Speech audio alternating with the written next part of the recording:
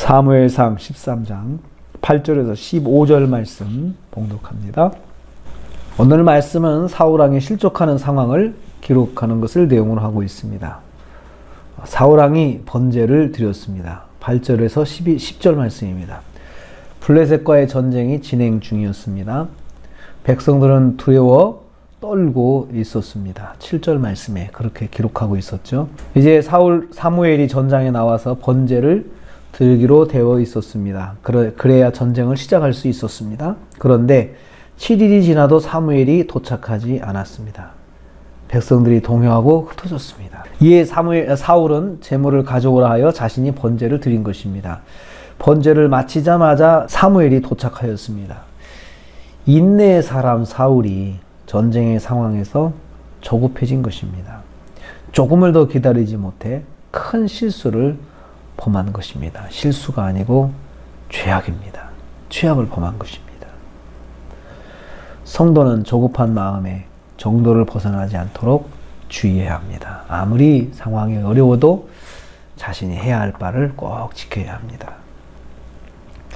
두 번째로 사울왕이 자기 죄악을 변명합니다. 11절과 12절 말씀입니다.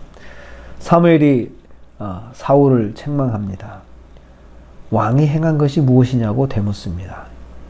이때 사울이 장구하게 변명합니다. 백성은 흩어지고 당신은 정한 날에 오지 않고 블레셋이 공격하기 때문에 부득이하여 그렇게 했다고 했습니다. 12절 말씀에 부득이하여 상황이 급박하여 그렇게 되었다는 말입니다. 사울은 자신의 잘못을 합리화하였습니다.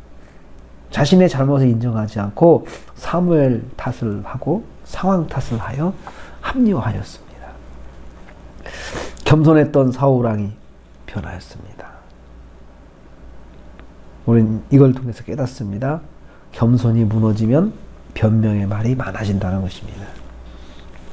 세 번째로 사울왕의 왕권이 옮겨질 것이라고 선포됩니다. 13절과 15절 말씀입니다. 사무엘은 사울의 이러한 행동은 하나님의 명령을 지키지 아니한 것이다 라고 지적을 합니다. 어려운 환경에서도 지켜줘야 하는 것이 하나님 말씀인데 사울왕이 불순종하고 말았던 것입니다.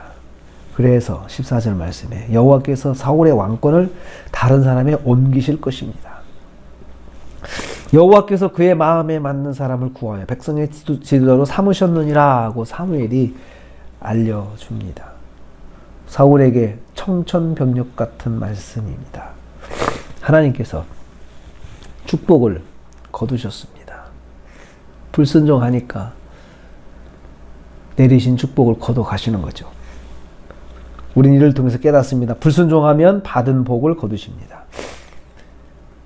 또한 부득이하여 죄를 범하였어도 죄를 깨달았을 때 빨리 회개해야 된다는 것을 깨닫습니다. 깨달았을 때 빨리 회개해야 되지 회개하지 않냐고 자꾸 변명하는 것은 교만입니다. 오늘도 우리 하루를 시작합니다. 하루 시작하면서 우리가 조급한 마음, 환경 때문에 조급한 마음이 생겨서 말씀에 벗어나는 행동을 부득이하게 할 수밖에 없었다는 그러한 변명이 나오지 않도록 그래도 하나님의 말씀대로 살아야 한다는 것을 꼭 기억하길 원합니다.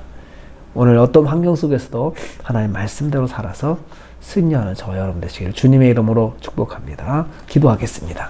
하나님 감사합니다.